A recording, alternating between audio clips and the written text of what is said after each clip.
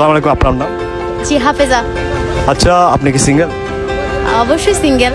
আচ্ছা, যারা রিলেশনে আছে তাদের নিয়ে কিছু স্টুপিড রিজন বলেন। আমি যদি প্রথমত বলতে যাই, প্রথমত মানে তারা বুঝে যে কি রিলেশন মানে ভালোবাসা লাভ, আসলে এটা না। তারা কি করে আসে, পার্কে আসে, ঘোরাঘুরি করে, পাবলিক প্লেসে কি তাদের ভালোবাসা মানে জড়াই ধরবে, হাত করবে, দেন হাত ধরবে, এগুলো কি ধরতে গেলে এগুলো কিন্তু কুকুরের মানে একটা ধরতে গেলে এক্সাম্পল দেওয়া যায় কুকুর আর ডগ অ্যান্ড ডগি। যদি বলতে ডগ অ্যান্ড ডগিরাই কিন্তু এগুলো করে, তারাই কিন্তু ওপেনলি মানে পাবলিক প্লেসে এগুলো শো আপ করে। যারা রিয়েল লাভ করে তারা কখনো এগুলো শো আপ করে না। যেমন ধরেন আমরা বলতে যাই, আমাদের আম্মা আব্বুর কথা যদি বলতে যাই, তারা কখনো কি একজন সন্তানের সামনে কোনোদিন আপনি নিজেই বলেন আপনার আম্মুকে কোনোদিন আপনার সামনে আপনার আব্বুকে আপনার হাতটা টাচ করবে? না না, সেটা তো কোনোদিন করবো না। তো এটা কিন্তু প্রকৃত ভালোবাসা। ভালোবাসা হচ্ছে কিন্তু গোপনে, ওপেনলি কোনোদিন ভালোবাসা হয় না।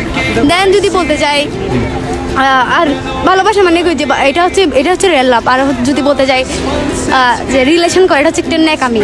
ধরেন সকালে এটা বলতে হয় যে কি গুড মর্নিং বাবু, খাইছো, উঠছো, নাস্তা করছো, এগুলো ভাই আমাদের দ্বারা পসিবল না। তো আরেকটা হচ্ছে কি দ্বিতীয়ত বলতে গেলে ধরেন নিজের একটা লাইফ, স্বাধীন লাইফটাকে কিন্তু মানে রাজাকারের হাতে তুলে দেওয়া। এর চেয়ে বেটার যে কি রিলেশন না করে নিজের ক্যারিয়ার প্রতি ফোকাস করা। দেন আপনার জন্য অবশ্যই যদি আপনি সঠিক হন বা আপনি যদি হালালভাবে কাউকে চান অবশ্যই পাবেন। আচ্ছা, আপনি যদি বিয়ে করেন তাহলে একটা ছেলের মধ্যে কি কি গুণ থাকতে হবে? অবশ্যই তাকে হালাল উপার্জন করতে হবে। দেন আমার আব্বু মেনে নিবে এরকম একজন ছেলে হতে হবে। সব দিক দিয়ে পারফেক্ট হতে হবে। আচ্ছা, যে আমার সাথে মানে ম্যাচিং হবে, একজন ভালো মানুষ হতে হবে, এইটুকুই।